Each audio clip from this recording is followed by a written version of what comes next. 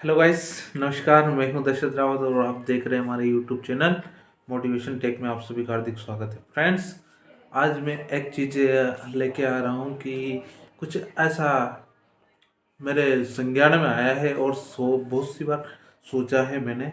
तो उसके बारे में एक छोटा सा मैं आपको बताना चाहूँगा कि अक्सर देखने में आता है कि हम जो है कोई सा भी त्योहार आता है तो उसे जो है चीन को लेकर जो है बयानबाजी स्टार्ट कर देते हैं कि जैसे कि अभी मकर संक्रांति आ रही तो कि उसके पतंग जो चाइना के धागे यूज़ नहीं करना चाहिए।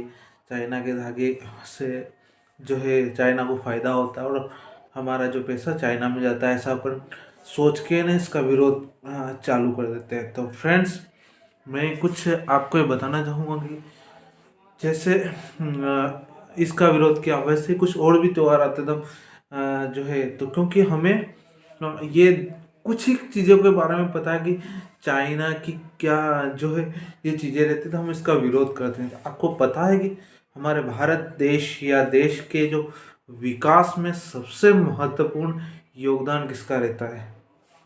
देश की उन्नति अगर करना चाहते हैं तो उसके लिए क्या हम बेहतर कर सकते हैं? तो फ्रेंड्स, एक चीज़ मैंने सोची है, कुछ मेरे जहन में आ रही थी, तो मैंने कहा कि आप सबसे वो बात शेयर करूँ।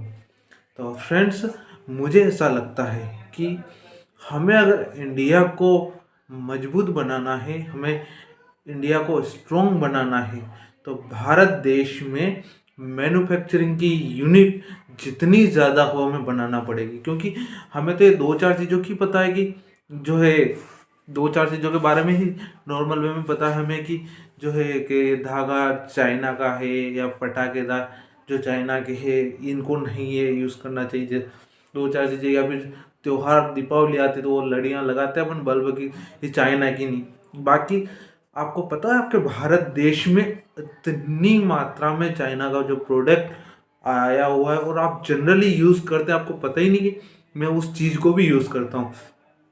अब जानते हैं बहुत से छोटी सी चीज़, कंघी देखी होगी आपने, गंगा बाल बनाने की, तो नॉर्मल वो भी अधिकांश प्रोडक्शन वहाँ का चाइना का रहता है।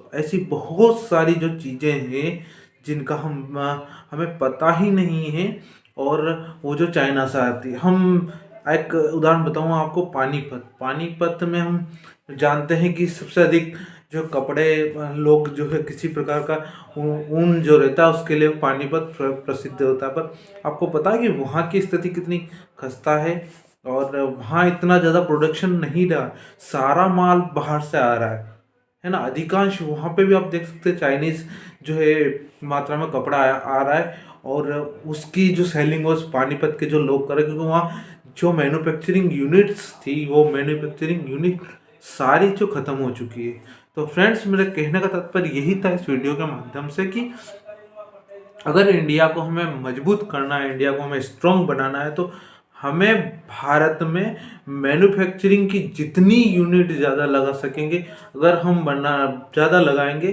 तो उसका बेनिफिट मिलेगा। आप कहते हैं ना कि जनसंख्या जनसंख्या रटाया जाता है हमें कि जनसंख्या से ये नुकसान होता है, जनसंख्या का अभिशाप है, जनसंख्या ये फलाना ढिमका जो भी हमें रटाया जाता है। पर वास्तविकता में ये होता है कि अगर ऐसा होता तो फिर चीन हमसे पीछे रह जाना चाहिए था।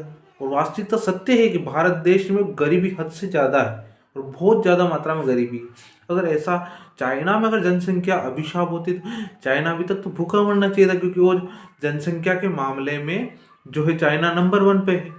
ऐसा नहीं है, हमें उसका सही उपयोग करना होगा कि इस जनसंख्या का हम सही उपयोग कैसे कर सकते हैं और कैसे उसका जो है फ़ायदा ले सकते हैं। तो फ्रेंड्स, यही कहना चाहूँगा मैं कि हम जनसंख्या जो है इन सारी चीज़ों से बाहर आकर हमें इंडिया में जितनी हो सके मैन्युफैक्चरिंग यूनिट, और आप भी नई जनरेशन जो है, अगर आपको कुछ करना है लाइफ में, कुछ अचीव करना है, तो आपकी स्वयं की कुछ छोटी भी से छोटी हो, कुछ भी हो, स्वयं की छोटी सी मैन्युफैक्चरिंग यूनिट स्टार्ट करिए, तो आप लाइफ में बहुत आगे जाएंगे।